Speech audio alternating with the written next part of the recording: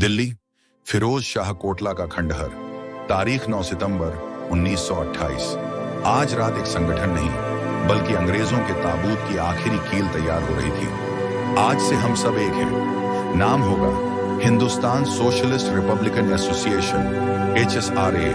अब जंग आर पार की होगी। गठन हो चुका था, अब बारी थी पहली चोट की। लक्ष्य तय था। लाहौर का वो पुलिस अफसर जिसने लाला लाजपत राय पर लाठियां बरसाई थी, वह लाठी सिर्फ एक शरीर पर नहीं, हिंदुस्तान के स्वाभिमान पर पड़ ढी थी। उस चोट का हिसाब खून से लिया जाएगा। लाहौर, 17 दिसंबर 1928। पिछले 2 हफ्तों से चल रही रेकी आज खत्म होने वाली थी। सैंडर्स बाहर निकलने ही वाला था। राजगुरु, नजरें बनाए रखना, आज गलती की कोई गुंजाइश नहीं है। वह बाहर आ रहा है। पलक झपकते ही सब बदल गया।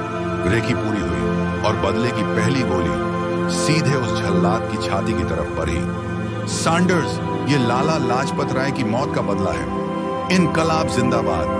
पहली गोली लगते ही मुख्यालय में हड़कंप मच गया। 1 सेकंड के भीतर ही सड़कों पर बागी इनकलाब की गूंज छोड़कर भाग रहे थे। गिरफ्तार नहीं होना है, साथी भागो। यह तो बस शुरुआत है फिरंगियों। इनकलाब जिंदाबाद। लाहौर की सर्द रात में हॉस्टल का कमरा उबल रहा था। मिशन पूरा हो चुका था, लेकिन असली इम्तिहान अब शुरू होने वाला था। तुम दोनों ने शहर में आग लगा दी है। पुलिस चप्पा चप्पा छान रही है।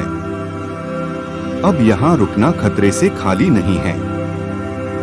हमें पता था आजाद, लेकिन शेर का शिकार करके हम उसकी मांद में नहीं छिप सकते।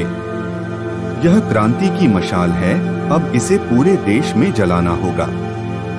लाहौर अब पुलिस की गोलियों की गूंज से कांप रहा था। एक महान योजना रची गई थी। शेर को अब जंगल में नहीं बल्कि दिल्ली की शेरनी की मांद में दहाड़ना था। भगत, अब तुम्हें शहर छोड़ना होगा। यह गिरफ्तारी का वक्त नहीं है, यह अपनी आवाज को पूरे देश तक पहुंचाने की शुरुआत है। दिल्ली चलो। ठीक है आजाद। लाहौर का हिसाब पूरा हुआ।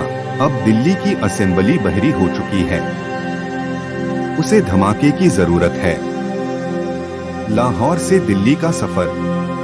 पुलिस का पूरा जाल बिछा था, लेकिन शेर का बच्चा अब भेड़ियों की आंखों में धूल झोंककर निकल चुका था।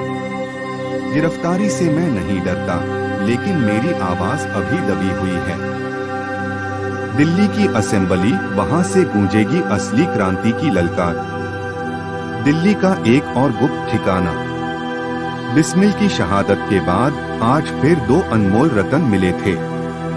क्रांति के 2 सिपाही, भगत और दत्त। साथ ही समय आ गया है। दिल्ली सेंट्रल असेंबली बहरों को सुनाने के लिए हमें अब धमाका करना होगा। मैं तैयार हूँ भगत। यह आवाज पूरे देश में गूंजेगी और अंग्रेजों की नींद हिला देगी। इनकलाब जिंदाबाद। यह बम किसी को मारने के लिए नहीं है दत्त। यह सोई हुई बहरी हुकूमत के कानों में धमाका करने के लिए है, ताकि वे हमारी आवाज सुन सकें। और जब वे हमें गिरफ्तार करेंगे तो कोर्ट हमारा मंच बनेगा। इनकलाब की गूंज पूरी दुनिया तक जाएगी।